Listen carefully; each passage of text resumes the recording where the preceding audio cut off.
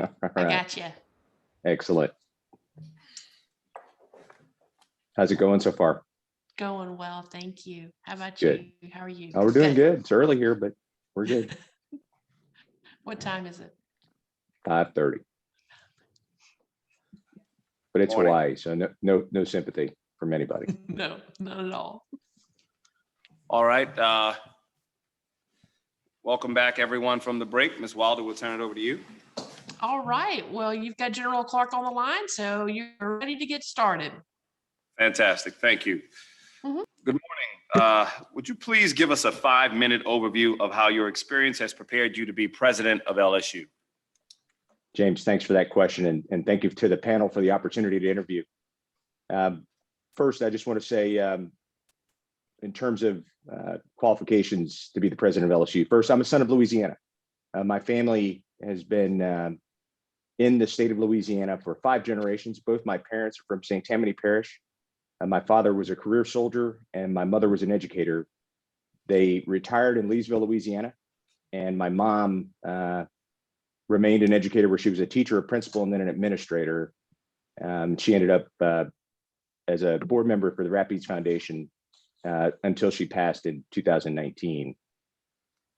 I'm, like I said, Army brat from Leesville, Louisiana. So I'm embarked upon 17 years of early life all over the world, and then graduated from Leesville High School in 1984 and went to West Point from there and graduated in 1988. So I've spent the last better part of 33 years in uniform service, solving difficult problems and really focusing on leader development and training at every stop. It's been the honor of my life to serve in a profession that's based on character, and the opportunity to serve the nation in a manner where winning the right way matters. I'm married to my high school sweetheart, who's from DeQuincy, Louisiana. We have 2 children who are both adults. Our son, Matt, is a graduate of Notre Dame Law School and an attorney at K&L Gates in Seattle. And my daughter, Megan, is a professional track and field athlete.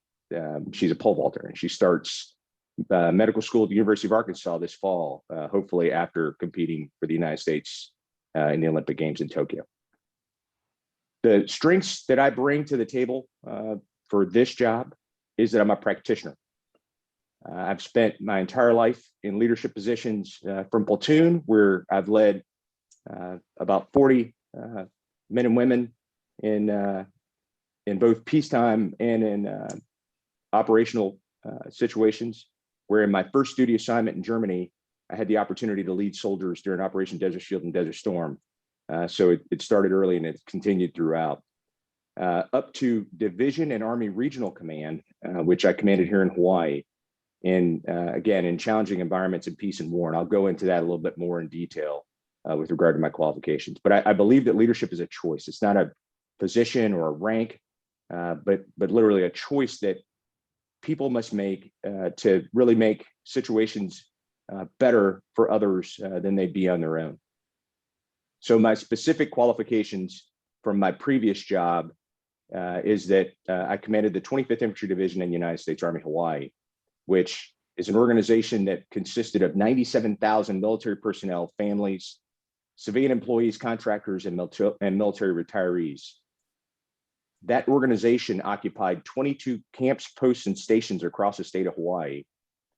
Also consisted of the largest federal medical center in the Pacific and the only level 2 trauma center in Hawaii. We had 4 hotels, 3 airfields, 3 museums, and 6 neighborhood communities with about 8,000 homes. And that's the largest in the Department of Defense, operating with about a little over $190 million operating budget. That organization alone brings about $3.7 billion of economic impact to the state of Hawaii. In addition to that, I had the responsibility and opportunity and privilege to command the premier ground combat unit in the Pacific. So while we're doing all those things here in Hawaii, I commanded the 25th Infantry Division, America's Pacific Division, which is one of the 10 combat divisions in the United States Army in the active component. Responsible for mission readiness, operations, plans, training, deployment, employment, logistics, administration, and the resiliency of that force. I also had the responsibility of being a general court martial convening authority. And for The legal professionals in the room, you know what that means, but I had the responsibility for holding general courts martial, which are the highest level of trials in military law and usually used for the most serious offenses. And again, that was an authority over 29,000 people.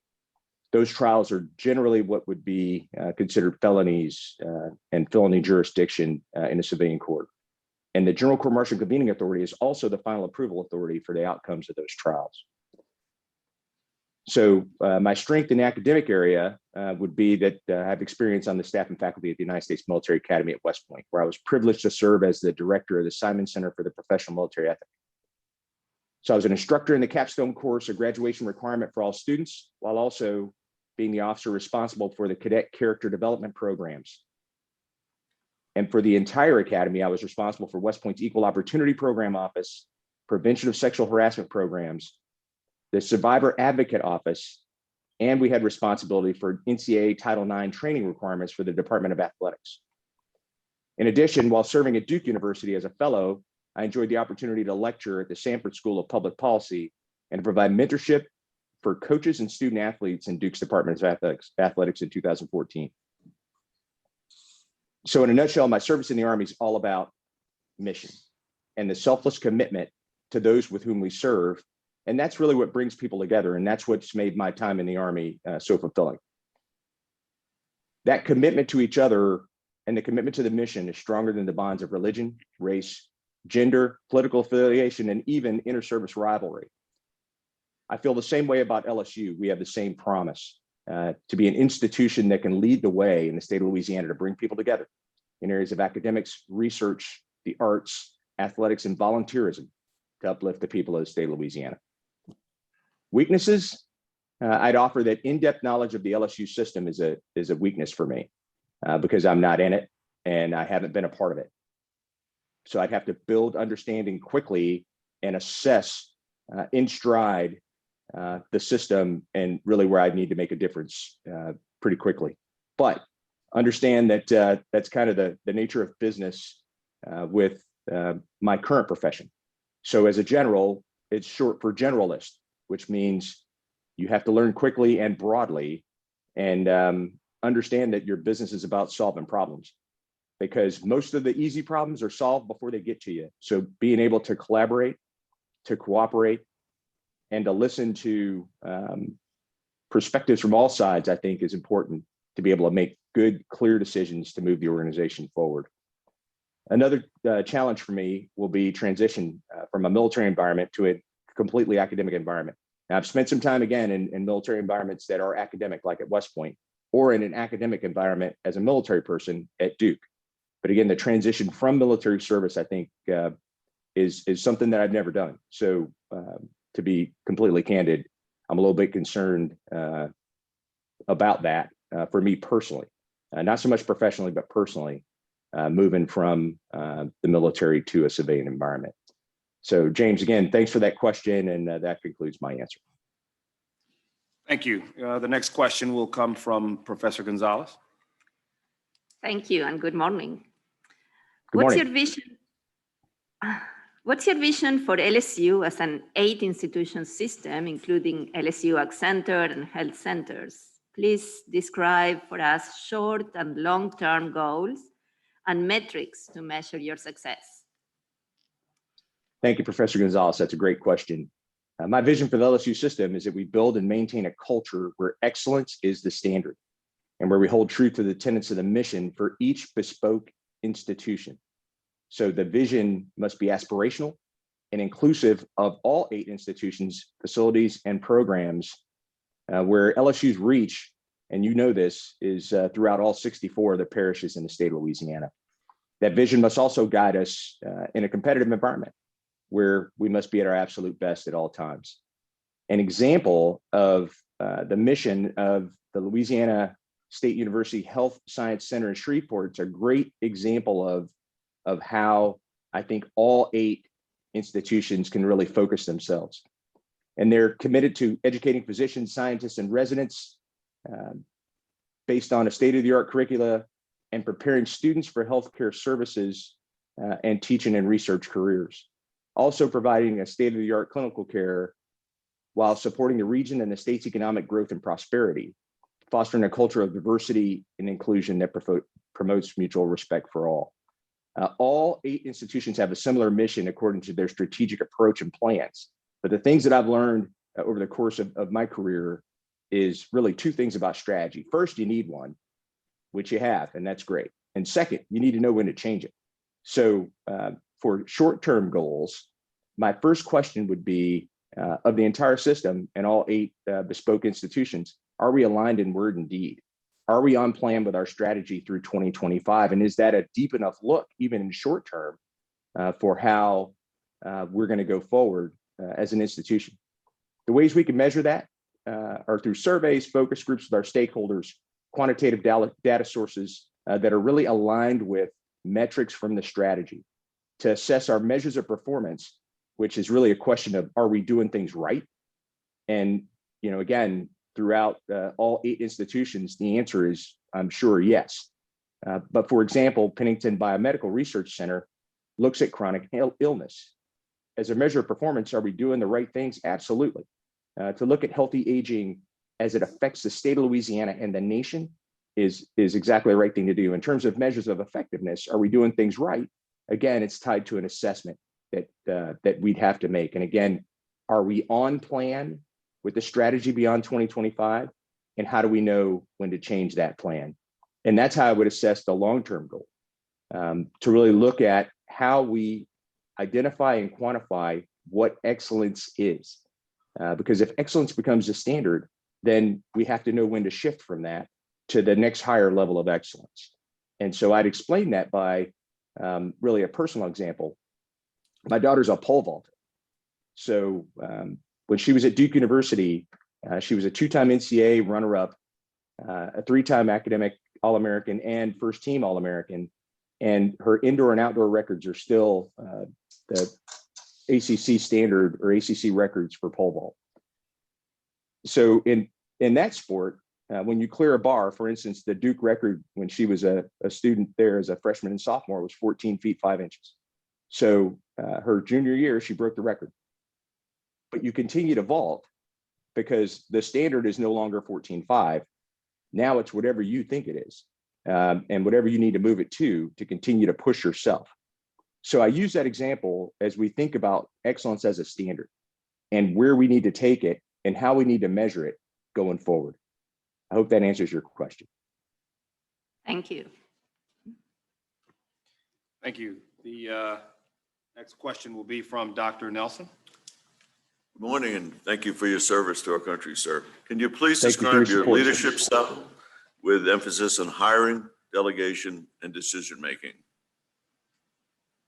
Thank you, sir. Great question. I think about leadership in terms of purpose, direction, and motivation. So my own leadership style I would describe as principled, authentic, and inclusive leadership focused on character. In terms of delegation and decision-making, the easiest way to describe that is that as a leader, you must clearly communicate your mission and expand upon your intent or provide the why that allows for the folks that you're leading to exercise disciplined initiative in keeping with your intent. So in other words, based on the scope and size of the LSU system, this is really about indirect leadership. It's the ability to lead leaders or coach coaches, because you won't have the opportunity to have direct leadership with all the people you're responsible for in a system of that size. I think it's also important to have an open, collaborative leadership style where you are responsible and accountable for the decisions you make and for those of your subordinates that are acting inside your intent. So to put that into context from my military experience, I'd share with you a story from the time when I commanded a battalion in the Battle of Ramadi. And this is in 2006 in Iraq, out in Anbar province, where at the time it was the most volatile and lethal location where soldiers, sailors, airmen, and Marines were forward deployed in a global war on terror. I commanded the first of the 506, which if you think back to the HBO series, The Band of Brothers, it's that organization that I commanded in the Battle of Ramadi. So on the night of 10 March 2006, we had an improvised explosive device that killed a soldier in our battalion, Sergeant Corey Dan, who is a driver for one of the vehicles in a patrol that was moving to basically rescue another element that was in contact with the enemy at the time. In the process of looking through the site where the blast had happened to determine the means and methods of the improvised explosive device being triggered, what the soldiers on the ground realized is that it was executed by a command wire, which means there was someone, an insurgent, who basically triggered the device manually through a command wire. So in determining where the wire was, they found it, they pulled on it, they realized that there was a gap in the wall of an adjacent building that the wire led from. So 2 lieutenants who I would describe in terms of age are very similar to the age of graduate students at LSU. So early 20s. Went into the building with their soldiers to determine where this person was and to pull this trigger man who killed our buddy out of this building. In the process of doing that, they realized that they couldn't get to the spot where the guy was. They counted the windows, they looked at the rooms, then they realized that the room was too small. So the enemy had drywalled this individual into this space, crawl space in this room. And so they went out and got equipment to basically take the wall down in order to get in and get that individual. In the process of doing that, when they got a hole in the wall big enough to get that individual out, the 2 lieutenants pulled all their soldiers out of the room, out of the building for their own safety, and then themselves went into harm's way and pulled this individual through the wall. In doing so, that enemy combatant pulled the knife off of the equipment of one of the lieutenants and tried to stab him to kill him. The lieutenant subdued the individual and detained him, which is about the time that I arrived. So these 2 individuals, these 2 young leaders, are responsible for groups of people who are about 40 or so in a platoon. I'm responsible for about 1,000, and in that task force, it was about 1,200. So I arrived on the scene, and they explained to me what happened. So I asked the question, in a situation like this, you're authorized to use lethal force. Why did you exercise restraint? Their answer to me was, we knew that this was not what you would want us to do. You would want us to detain this individual. He's a person under control. He has information that can lead to us saving lives. It was your voice that we heard when you weren't here, because we knew what you would want us to do. That, to me, is the essence of clearly communicating your mission, your intent, and the expanded why. So even in the great test of wills in combat, where there's fog and friction and emotion, the people who are responsible for making key decisions understand what right looks like. If that leader is responsible and lays out very clearly the reasons why we're doing what we're doing, and it's principled. So I would leave you with that to basically talk about how I think about leadership, because again, that's 2 levels down. It was my responsibility to ensure that I trained and educated those leaders for an instance or a situation where they would be in harm's way, where it's uncertain, and they would have to make decisions based on trust. Now, as you think about how you surround yourself with people who have those kinds of ideals, that kind of sense of service, that courage to be able to choose the harder right over the easier wrong in moments of crisis. It's really about understanding who people are fundamentally and having them rally around a purpose that's greater than self. And in this case, I believe that the purpose of LSU is that same type of institution, situation, and opportunity for service above self. So really, that's how I look at it. That's why I even entered my name into this process to be a part of this. And that's really why I'm sitting in front of you today at 5 o'clock in the morning in Hawaii, going through this process. And I really appreciate that question and the opportunity to talk about the courage and sacrifice of the soldiers that I served with in the context of this interview. So again, sir, thank you. Thank you. Thank you. The next question will come from Ms. Jessica Jones. You have seen LSU Title IX issues in too many headlines. How do we make protection of students, faculty, and staff from sexual harassment, discrimination, and assault a hardline priority for all institutions of the LSU system? Dr. Jones, thanks for that question. I'd answer by saying that safety is the baseline requirement, right? How can we expect to get to the excellence that is LSU if we can't keep our students and faculty safe and free from discrimination, sexual harassment, sexual assault, or any of the corrosives that would keep us from the business of educating the students and protecting our faculty? I'd offer this example. The current commander of U.S. Indo-Pacific Command, my boss, Admiral Phil Davidson, recently had to give his congressional testimony to the Senate Armed Service Committee, which he has to do every year. In the process of that testimony, he was asked the question, how are you and your organization handling issues of sexual harassment and sexual assault in the force? His response was along the lines of, and I'm paraphrasing, that the Department of Defense Equal Opportunity Management Institute requires us to conduct an annual survey of our employees or of our teammates. In that survey this year, 93% of the people who work in the headquarters at Indo-PACOM, the people I am responsible for, believe that the leadership actively engages in the prevention of sexual harassment and sexual assault. He had great confidence in that answer. And the reason that he has great confidence in that answer is because he understands how we as an organization and I as his chief of staff have put in place processes to help us get after this problem. I would offer the first challenge is that we have to understand and have training available to all of our members of the team, and that's students, faculty, coaches, administrators, and the like.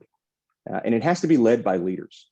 It has to be training and education focused on prevention, and then we have to focus on investigation and accountability, and really kind of turn the situation away from, what are we doing to respond to sexual assaults, to what can we do to get ahead of the challenges associated with that. Sexual assault is a crime, so it has to be forwarded to the proper authorities for distribution and adjudication every time. There is no other standard from which to operate when it comes to sexual assault. When we're talking about reporting of sexual assault and sexual harassment, the numbers that we operate with on national averages is that 1 in 5 women or 1 in 16 men are sexually assaulted during their time either on a college campus, in service, what have you, in that age range of 19 to 25. But the question is, how many don't report? So what we have to create is an environment of trust on all of our campuses and in all of our institutions where the people we serve trust us enough to give us the opportunity to help them with the challenges associated with sexual assault and sexual harassment. We also have to think about how we set conditions to make sexual assault and sexual harassment difficult to perform. So in other case, we have to get to a predictive analysis that drives prevention. And the example I would use is one of the great institutional processes we have in the Department of Defense is the Sexual Assault Review Board, which is a monthly requirement for senior commanders where we focus on prevention and the care of the survivors and the care of the advocates. We look at the cases and ensure that in every individual case that our survivors receive the care they require, either medically, psychologically, socially, in order to make sure that we're doing our due diligence to take care of our teammates. So in the course of being the person responsible for the Sexual Assault Review Board here for United States Army Hawaii, we had a situation where there was an upcoming event that involved a number of international partners and local folks here that was a trigger event, if you will, for a spike in sexual harassment and sexual assault annually. Involved a lot of alcohol and involved parties and such that that did not have the handrails, if you will, for us to be able to ensure that those things didn't creep into our formations and damage our teammates. So when one of the survivor advocates brought this up, he said something along the lines of, hey, we know every year this thing happens. We know every year that the number of cases goes up. We just have to be prepared to handle more cases and the stress that goes with that. And I said, no, what we need to figure out is how to get ahead of this, how to understand where we think these sexual assaults are going to take place and make it more challenging for predators or people who would stumble into a situation that would cause harm to themselves or others and keep it from happening. To have responsible individuals in place to ensure that those things don't happen. So we were able to do that for that particular event. So I believe that it can be done, but it has to be a systematic effort across the entirety of the system to make sure it happens. And how do you do that? The training has to be conducted by leaders. It can't be conducted by the Title IX office or the people responsible for the prevention of sexual assault and sexual harassment. My boss could report to Congress that we're 93% assured that we'll handle things the right way because I taught the class on the prevention of sexual harassment and sexual assault in a way that helped my teammates and my subordinates understand what right looks like. So the example I would use, and I think it's pertinent for all of us, is that for those of us who are parents and we have children who would be on a college campus, again, the basic expectation is that they are safe, that they're able to grow, thrive. They're going to make mistakes. They're going to do things that challenge logic at times. It's just part of their formation as young people. However, I defy you to find a parent that thinks it's okay for their child to be the victim of sexual harassment or sexual assault on an LSU campus. It's just not a thing that would happen in their minds, that they turn their children over to us to care for them and ensure that they develop holistically as adults. It's the responsibility of the institution and the leaders in it to ensure the safety and security of their loved ones. So, and the same goes for the faculty. We have to provide a safe environment for you to provide intellectual stimulation and instruction for the student population. So we owe that to each other. We owe that to ourselves.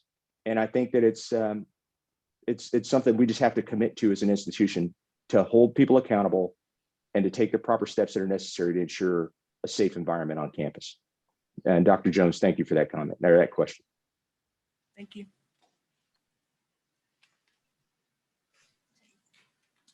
Thank you.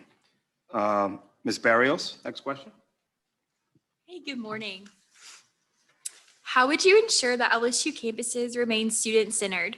Please describe how you interact with and engage students, specifically in the area of fostering student success. How do you incorporate student input and respond to their needs and concerns? Ms. Barrios, great question. First, I'd say the word that you used in your question that I think is absolutely appropriate to my response is engage leadership. It's understanding challenges and opportunities from the students' perspectives. So how do you do that? You do it by walking around. I refer to it as leadership by walking around. You have to have opportunities to interact with students in their own environment, as opposed to environments that you create. Because as they say in the UK, the queen only sees fresh paint, right? So everywhere she goes, people have cleaned up whatever that situation is so that she doesn't understand or can't see, what the underlying, causes or issues are.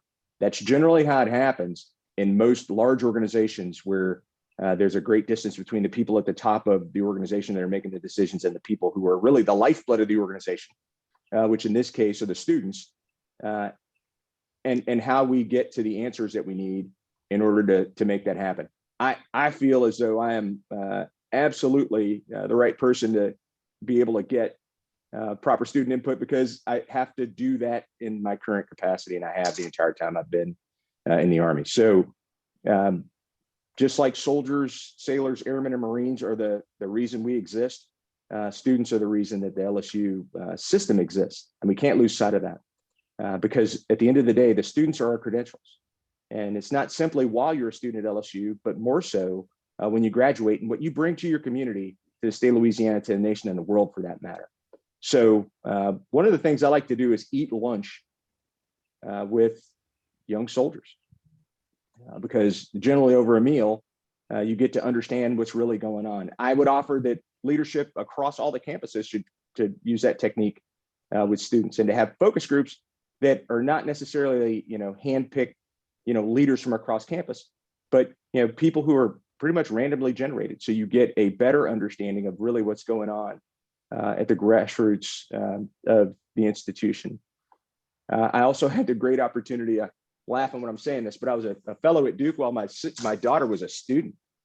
So to have those kinds of insights, I mean, it was excellent for me. I'm not sure it was so awesome for her, but to run into her from time to time on campus and to really understand what's going on in the underlying issues, not just in the quads, but on the athletic fields as well, I think was super helpful for me to be able to connect with some of the student athletes in my capacity as a mentor there. So what else can we do? I think we can, from my Westwood experience, provide some connection between the academic faculty and the student population by initiating programs like student sponsorship, where a member of faculty will sponsor, if you will, a number of students and create relationships that endure. And so for me personally, it's a fantastic opportunity in my profession because when I was an instructor at West Point, the students that I taught entered into the same profession that I'm currently in. So those relationships endure as I continue to mentor some of my students as they continue their career of service in the Army, and some beyond their time in the Army, because at 5 years, their commitment to the military is up and they can choose to enter into the civilian sector. But again, the relationships matter and they endure. And I'd also offer that the best ideas often come from the students as opposed to the faculty, because you really understand the problems that we're trying to solve. So an example of that is the Army has a campaign that's referred to or called Not in My Squad, which is a prevention campaign that tackles issues of sexual harassment, sexual assault, racism, gender inequality, etc. And really the premise is that my squad of 10 or 11 people, we're just not going to allow that in our group. And if all the groups have that same mentality, then we'll be able to eradicate these problems because we're going to take care of each other. That's really what it's about. The Not in My Squad initiative came from cadets at West Point who aren't even in the Army yet, but they used that concept within the Corps of Cadets to protect one another. And the Army adopted that process. But again, it's an idea that came from students.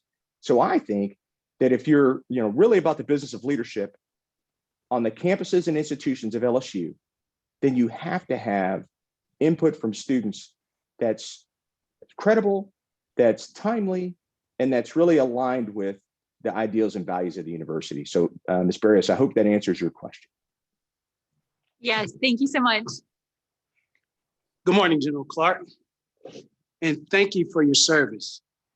The next question is, tell us how you would approach leading and working with faculty. What are your views of faculty governance? And please describe your previous experience in leading, supporting, and growing research or scholarly activities. Dr. Mitchell, thanks for that question.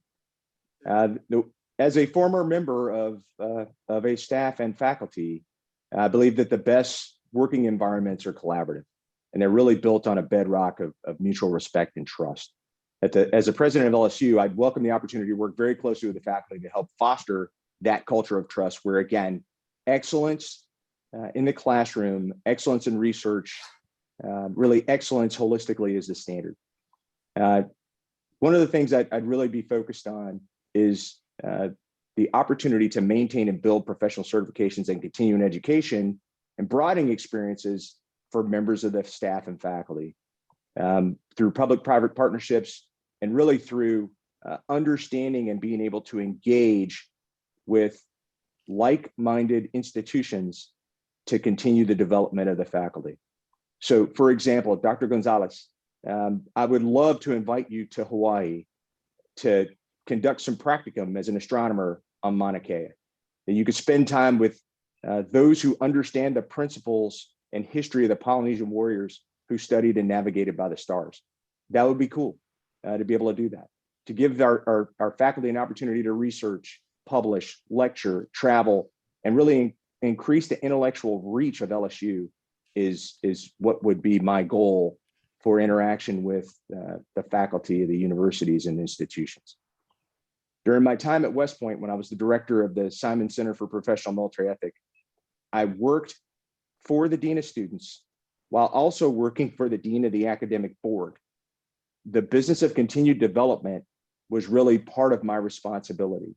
So with the instructors that I was responsible for at the Simon Center, we established a program with Columbia University to ensure that our rotating faculty had an opportunity to gain an Ivy League education on top of their undergraduate work, to be able to bring those experiences into our department and to be able to share that information and those experiences with our students. So really during the entirety of the time that I've been a senior leader, I've always been interested in and shared in partnerships with local universities. Here in the state of Hawaii, the University of Hawaii has a wonderful partnership with the United States Army in Hawaii and really the Department of Defense. So while I was the commanding general of the 25th Infantry Division, we had a partnership with the University of Hawaii where they helped us to maintain a plant and animal conservation program that protected 120 different endangered plants and animals in the state of Hawaii. As you know, it's an island, so you can't, you can't take for granted the fact that the ecosystems are absolutely fragile. Really, the beauty of the program for us was that it served as an insurance policy for any plants or species that we may injure or damage in the process of military training. So we dedicated $13 million per year of our operating budget to the economy, to taking care of the environment.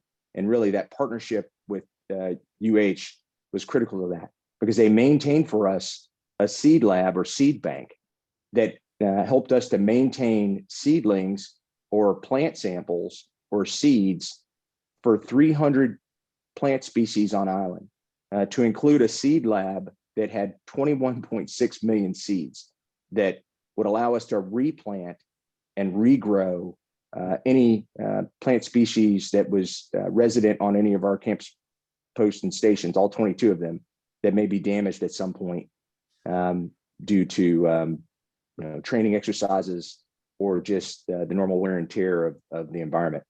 So again, in terms of the question itself, I really believe that if the student body and our students are the lifeblood of the institution, the faculty is the bone structure and the muscle.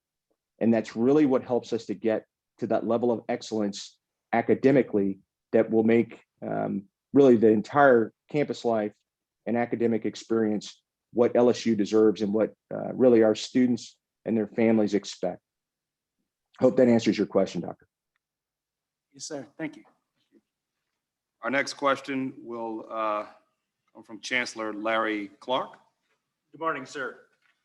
In a time of limited and even shrinking resources, budgeting and resource allocations are important responsibilities.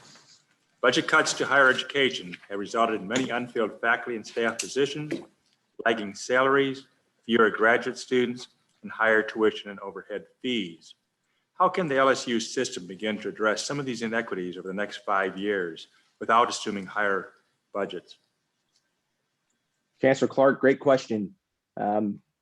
I believe that to address the inequities you mentioned, one thing we probably need to take into account and think about is rejecting the premise that we should accept less resources to execute the mission as stated at LSU. So if the question is, are we going to have to deal with a situation where fiscally we're not going to have the resources that are necessary that will require us to conduct our business of education in a way that is not safe or not effective, then we have to ask those on the Board of Governors, those in legislature, what missions, roles, functions we can do away with. Because it can't just be, your mission remains the same, but we resource you less. So the first question is to really ask, those stakeholders first, why should we accept less at LSU, given the operational reach of this institution in the state of Louisiana, as in terms of what drives really the economy and the intellectual capital in the state. So really what I'm talking about is ends, ways, and means. And if the expectation is that excellence is a standard as the end state, the ways are inextricably linked to our aspirational vision that is inclusive of the operational reach of LSU, its institutions, facilities, and programs across, again, all 64 parishes. So the articulation of the ends, ways will drive discussions with all the stakeholders about the means required to deliver upon the promise that is LSU. And it's the president's responsibility to build and maintain relationships with the stakeholders, and that's alumni, donors, and really to make the strategic case with the state government to build their understanding of the value proposition of LSU. And we have to make it matter. So the story I would share with you is that of Morris Williams track at LSU, or correction, at Duke University. Morris Williams track is a state-of-the-art, unbelievable track and field facility at Duke University. It's the premier track and field facility really in the Eastern United States. And it was funded by a gentleman named Morris Williams and dedicated in his name. Morris Williams never attended a track meet in his life until the track meet on the day of the dedication of the Morris Williams track at Duke. Now, I offer that story because Morris Williams was a football donor. As Duke University was undergoing a wholesale renovation of their athletic facilities, they had to upgrade the football facility to get rid of the track was around the football field. So anybody knows anything about winning football programs, you can't win if you got a track around your football field. Nobody's serious about that. So they went about the business of renovating the stadium, but then where do you put the track? So before you can renovate the stadium, you have to have a track facility. So Morris Williams was approached as a donor. He donated $5 million to Duke University that allowed them to build the track. Now, does he care about track? Sure, he does now. But I'd offer he'd never been to a track meet before that. So to make it matter for those who are going to be the resource providers for the institution. Now, again, this is a story about the athletics department, not about academic responsibility of the institution and how it's funded. But again, to make the value proposition that in order to get the football stadium built, to build the program to be what we think it should be in terms of excellence, we got to get this track built first. So to put the priorities in place, to build the relationships that are necessary, to get the resources required to be able to, again, meet the promise of LSU is going to be the responsibility of the president. So I offer that to you as an opportunity. I really envy those who would have the opportunity to go forward and to make the case to fund LSU, because in my mind, not that it's easy, but it's doggone important.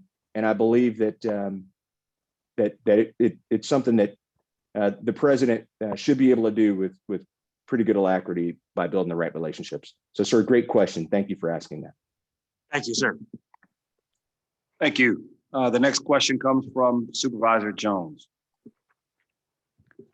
General Clark, please discuss your commitment to and experience enhancing diversity including diversity as it relates to underrepresented groups, as well as diversity of thought, experience, etc.?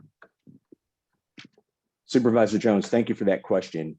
I would start by saying that, first, the recognition of the importance of diversity is in itself important. And I applaud the selection committee. If you look at the range of experiences, diversity of thought, ethnicity, gender on the panel itself, you are the picture of what makes diversity and diverse groups important. Because really on LSU's campuses, the on-campus diversity resources are going to be reflective of what the leaders think are important. So when you look at resources like LSU Together, it's really heartwarming for me to see the importance that the university is placing on really making diversity, inclusion, and really looking at diverse populations in multiple facets important. Because where we start matters, because perspectives are key to understanding what drives action. I personally am excited about this question and this opportunity because basically what you're looking at is I'm a unicorn who's also a Pegasus. There is a problem of underrepresentation of minorities, specifically in the combat arms branches. That's infantry, field artillery, armor, aviation, and air defense for the most part. Those branches in the military do not generally draw very many ethnic minorities. And up until a few years ago, those branches were not open for service by women, for women. So what I'm trying to tell you is the selection criteria from colonel to brigadier general is about 2% of eligible colonels are selected. So 1.75% on the particular board that I was selected by. Half of those selected for brigadier general will be promoted to major general, to 2-star. So that I'm still in the Army, that I'm still, in uniform and have the opportunity to serve is truly not just remarkable, but again, I'm a unicorn that's also a Pegasus.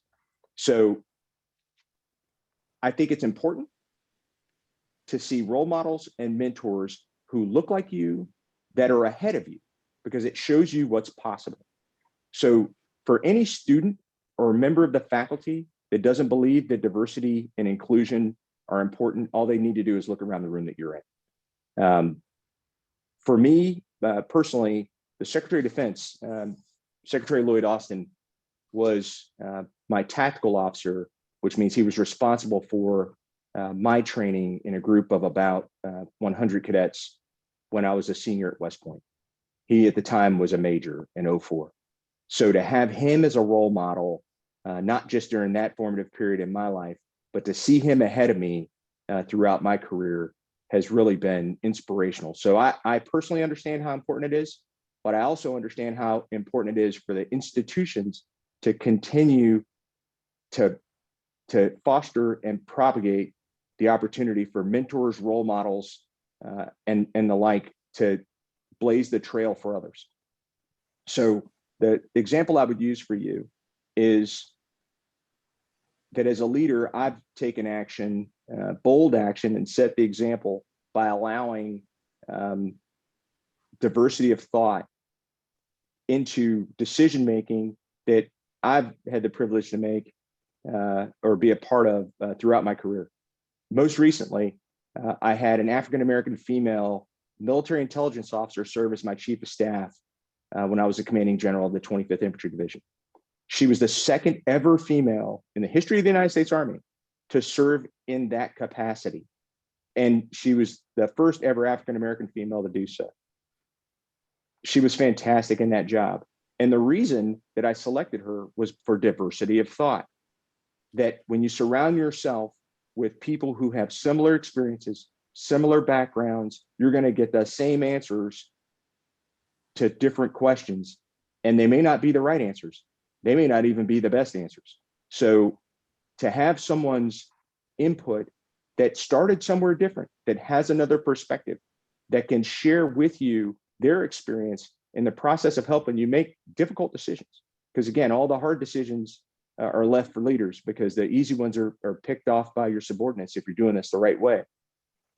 So again, you know, and there are people who guarded, you know, basically told me to not do that. You know, don't, you know, you're taking a risk by doing that. You know, why would you blatantly allow someone who's not a combat arms officer, you know, to be in a position like that? They're not going to be able to offer you the perspective you need. I said, well, it depends on which perspective you want. And so, and again, she was absolutely fantastic. And right now she serves as the chief of staff on the Army's COVID-19 task force, working for the Secretary of Defense, or the Department of Defense COVID-19 task force, where she's doing an incredible job. My current executive assistant is a female Marine. Again, it's a situation where in the business of selecting your personal staff, you have to afford the opportunities for people who don't look like you, for people who don't come from the same background, and for people who may have not had another opportunity, but absolutely deserve the opportunity to be able to shine, to grow where they're planted, and to really bear fruit. So I would offer that as an example of how I feel about diversity and how I feel about inclusion.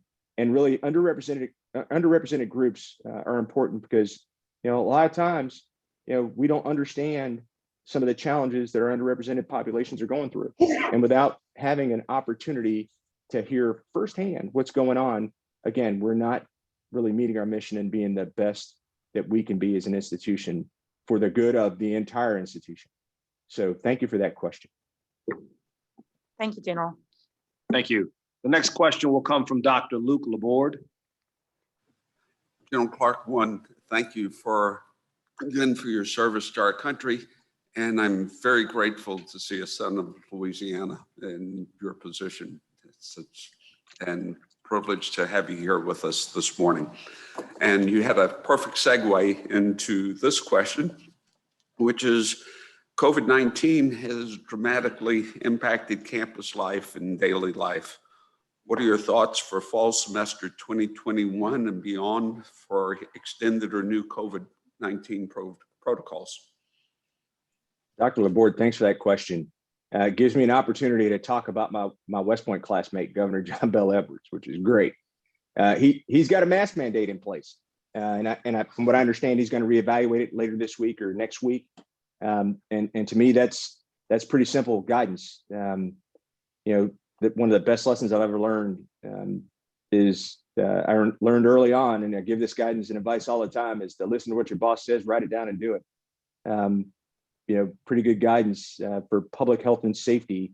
And again, that the state of Louisiana is following the CDC guidelines with regard to wearing masks and public safety is really where I think you can stay within the boundaries of doing what's best for the health and safety of faculty, students, and really everybody around all of the campuses.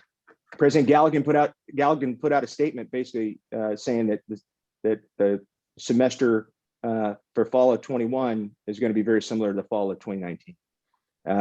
I would offer, except that COVID and the COVID-19 environment is the new normal, that it's going to be a continued public health issue. To look at the devastation across our country, 32 million cases, 577,000 deaths. To follow the guidance from the state, I think is absolutely important. So the governor's lead on that is where we absolutely have to be. However, you know, we have a public health opportunity and a leadership responsibility at LSU, because again, the reach of the university is into all 64 parishes. So if we as leaders really set the example by helping the people of the state to understand that we trust the science and to share knowledge and resident expertise with those who would doubt the science, I think will help us all be safer. And that's how we'll open the economy back up. That's how we'll open the campus back up to in-person classes to the level that we saw in 2019. But again, we got to drive down the virus in order to do that. So I thought it would be pretty simple, right? It would be, that somebody would make the statement that there'll be no SEC football this year unless everybody puts a mask on. People would have worn 2 masks, I think, if we'd have told them that. But again, to get back to, Tiger Stadium at full capacity, to being able to have student life and the vibrancy of the campuses back to where we need it, which again will drive the economy, drive morale, and really allow us to build upon the goodness that is LSU. I think we absolutely have to maintain the protocols. We have to take active measures to drive down rates of infection and really help the local communities around our campuses and institutions to understand the importance of that. An example I'd share with you is the COVID-19 vaccine not being mandatory for military personnel. So because it's an emergency use authorization, there's no mandatory COVID-19 vaccination requirement for soldiers, sailors, airmen, Marines, Coast Guardsmen, and Guardians. I would offer, in 33 years in the Army, the Department of Defense in the United States Army has directed that I take the Plague series, which is a 2-shot series where you're going to get deployed to some area where plague may be on the scope. The anthrax vaccines, because you're going to deploy someplace where anthrax may be, on the scope and a threat to our service members. But they're not making us take the COVID-19 vaccine. So in the case of some of our soldiers, sailors, again, airmen, Marines, and Coast Guardsmen and Guardian, there's no requirement. So why do I need to take it?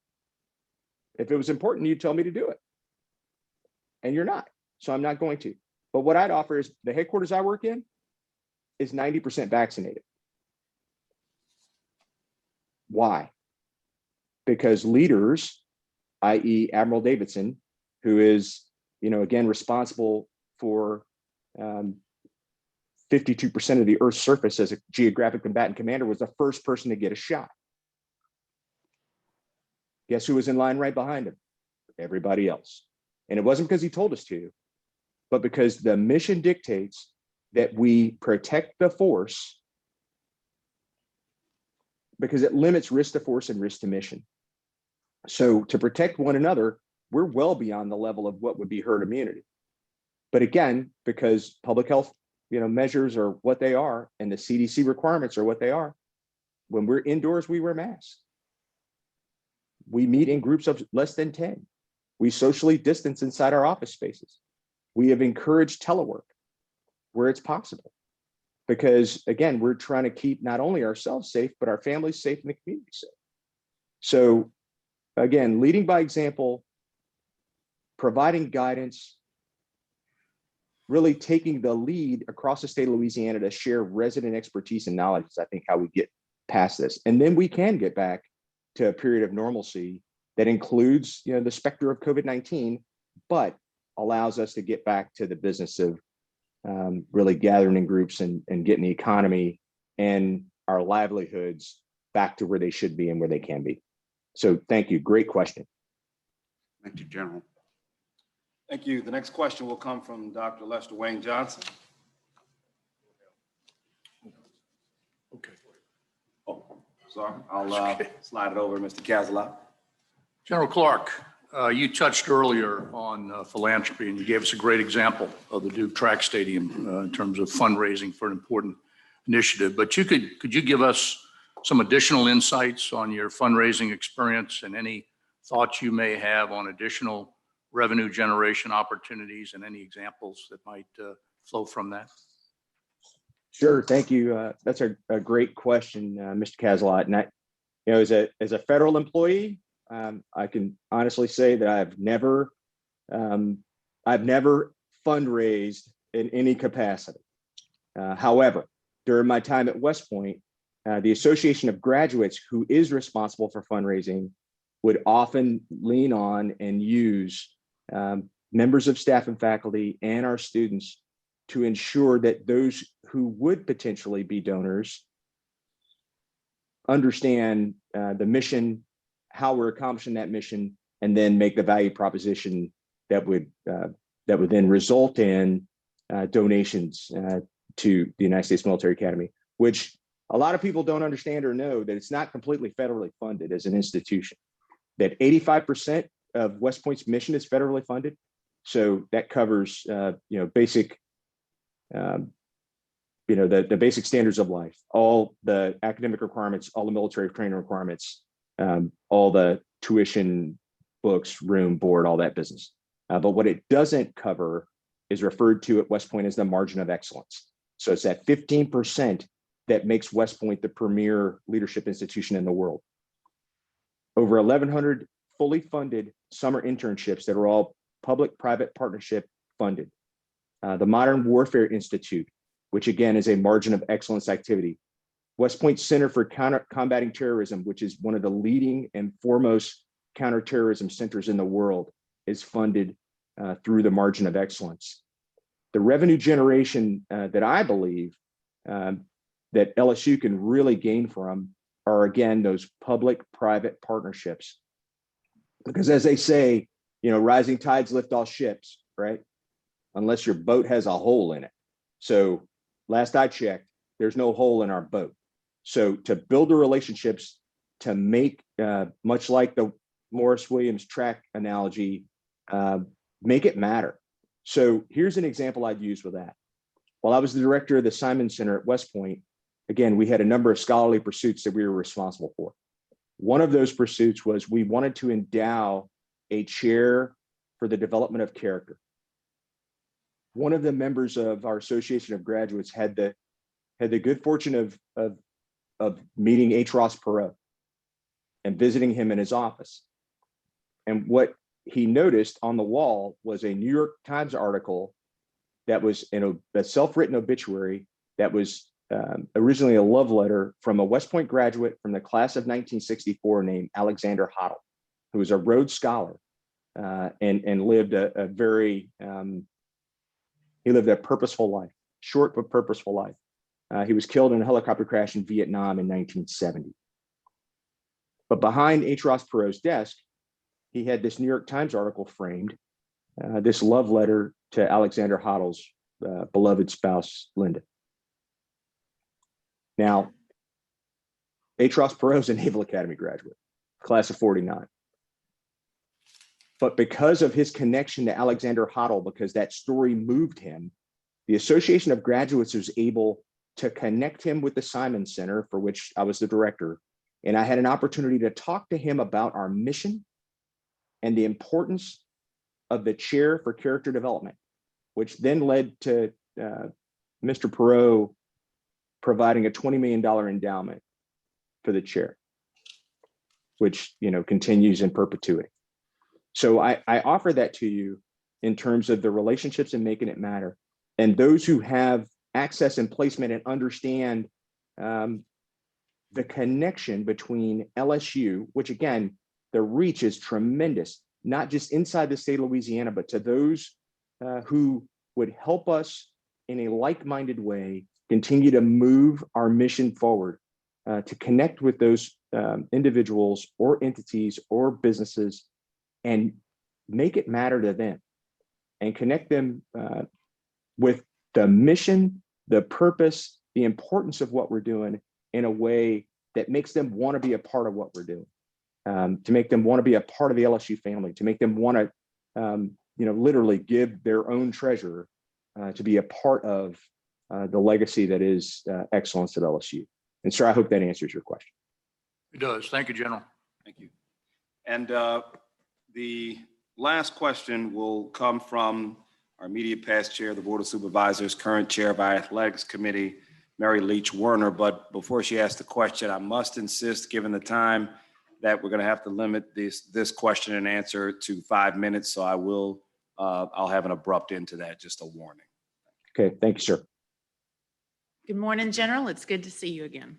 Hi, Mary, good to see you. I used to have to salute you back in the day. Our question, Junior ROTC.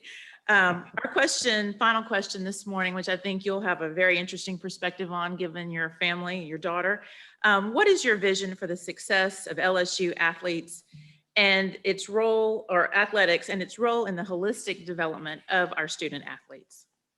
Sure, Mary, great question. And again, this is something that's passionate for me because of my personal connection to athletics. So what I would offer is I spent time at Duke with the lacrosse program as their character development mentor in 2014. And if you're familiar with the scandal in 2006 that made national headlines, there's even an ESPN 30 for 30 called Fantastic Lies that underlines some of the bad behavior that crossed racial, cultural, socioeconomic lines, really a lack of community connection in Durham between the university and the people of Durham, North Carolina, resulted in them having their season canceled in 2006 and really jeopardizing the future of the program and the reputation of the university. But I would offer this, that Duke had a huge problem, a public relations problem. They had a character problem inside their organization, specific to the athletics program and lacrosse, that they dealt with the right way. They brought in a coach, John Danowski, who focused on the whole athlete, the holistic development of student athletes in his program. So he recruited athletes based on not just their ability, but their character. So he also brought in different voices, people who could share their experiences, again, like-minded organizations like the military that are character-based, to help his athletes understand the importance of their duty and responsibility to the program, not to themselves, not to lacrosse, but to Duke lacrosse. And so I was really honored to be a part of that. So through leadership talks with the team, one of which was featured in US Lacrosse Magazine, they were able to, through the recruitment of the right kind of players for their program, go from a program that was shut down in 2006 to winning a national championship in 2010, 13, and 14, the year that I was with them. But again, I believe that it's because they took an opportunity to recruit, educate, train, inspire the right kind of student athletes to compete and win, not just in the classroom and in their sport, but to win the right way and with the community. So there's a tremendous opportunity to cultivate and attract talent in the state of Louisiana. Kim Mulkey's hire is a huge win for the university, and it's exactly the right kind of person of character that you need to move the university's athletics department forward. So I would offer that connecting the state of Louisiana with exemplars in athletics and other places that can really help build not only the excellence on the field or on the court or in the pool or on the track, but to build excellence in the classroom. But Duke missed an opportunity that I believe to tell their story. Because again, I mentioned that I was at Duke with my daughter. One day we passed on campus and she was headed towards the parking lot. And I asked her, "Where are you going?" She goes, "I'm going to read with the Devils." What is that? Duke Athletics Department has a program where athletes volunteer their time to read to students in the public schools in Durham to connect them with the university. They also had athletics and health programs because again, childhood obesity, lack of activity is a problem. It's a national tragedy, if you will. If you think about kids not being able to go outside and play with COVID-19, think about how we struggled with that even before the pandemic. But at Duke, the track team specifically goes out and does recess-focused athletic activities with the children to, again, connect them with the university and to ensure that they're being good partners with the local community. They didn't tell that story. They had the opportunity to tell the story during Fantastic Lies on ESPN, and they didn't. So I believe that LSU really has an opportunity to get out into the communities at all the institutions across the state, at all 8, and to really focus on helping to uplift the communities in which they serve. So athletics is a huge part of that. And I really believe that there's a lot of opportunity there to bring the communities together, focused on everybody's, not everybody, but most people's love of sport. So Mary, great question. I know we're short on time, but I hope that answered the question to your satisfaction. And I'm also glad that I don't have to explain what a Wampus cat is. There's somebody else in the room that can do that. One Wampus cat talking to another. Thank you so much, and thank you for your All right. service. Thank you, ma'am, for your support. General Clark, in the last 5 minutes remaining, what questions, if any, do you have for us as a committee? Mr. Williams, thanks. The question I'd have is, what additional questions do you have for me? We have none. Okay. I guess the last question is kind of rhetorical. I envy the position of the committee that has to make this decision, because there's so many qualified candidates and it's really, tough work. But I'd ask, as you roll through this, and I know I'm sort of towards the tail end of your interviews, to really ask, what is your vision for LSU, and what do you aspire for LSU to be? And really, I would offer that my answer to that question, again, not being in your shoes, thankfully, is I think LSU has to be an institution that brings people together. It has to be, fulfilled with the promise of the unique opportunity to uplift the people of the state of Louisiana and to really show the rest of the country what right looks like. And the person who you select to be the next president has to be able to do that. And so, again, I appreciate the opportunity to interview with you and to spend this time with you. As you can probably tell, the room is getting brighter here. The sun's coming up. It's 6:41 in the morning in Hawaii. So life is good. And I appreciate, again, the opportunity to spend this time with you and to answer your questions. Thank you. And we'll invite the folks from Parker back now.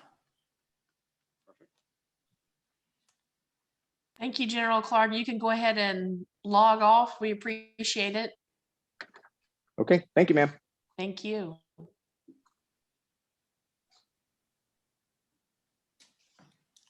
Laura, do you have anything logistical for us before I recess for lunch? Nope, we're good. Thank you. Okay. Well, I do want to do a few housekeeping matters. I realized we didn't take roll this morning, so Ms. Griffith, would you please call the roll before we recess?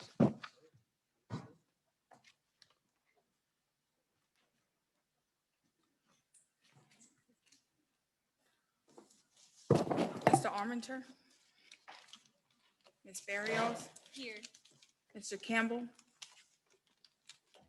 Mr. Casalot? Here. Mr. Clark? Here. Ms. Gonzalez? Here. Mr. Johnson? Here. Ms. Jones? Which Ms. Jones? I'm sorry, Ms. Valencia Jones? Let the record She is reflect thank you, Ms. Slaughter. Let the record reflect she is here, but she stepped out. Yes, sir. Ms. Jessica Jones? Here. Mr. LaVorde? Here. Ms. Martin? Mr. Mitchell? Here. Mr. Murray? Here. Mr. Nelson? Here. Ms. Slaughter? Here. Ms. Smith? Here. Mrs. Starnes? Ms. Wagner? Ms. Werner? Here. Mr. Williams? Here. We have 15 present. Thank you. The second piece of housekeeping is I would like to acknowledge the presence of two members of the Board of Supervisors. We have Supervisor Lee Mallett and Supervisor Collis Temple. We welcome and appreciate your presence.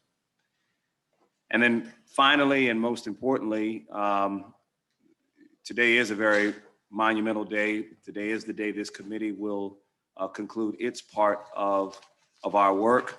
But even more importantly than that, today is also the birthday of Miss Hannah Barrios. Come on. Come on, is that right? It is. Thank you. So happy birthday to Hannah. All right, well, with that, we will stand in, I don't need to vote, right, Winston? We'll stand for lunch? We'll stand in recess until 12:30 for lunch. Happy birthday, Hannah. Thank you.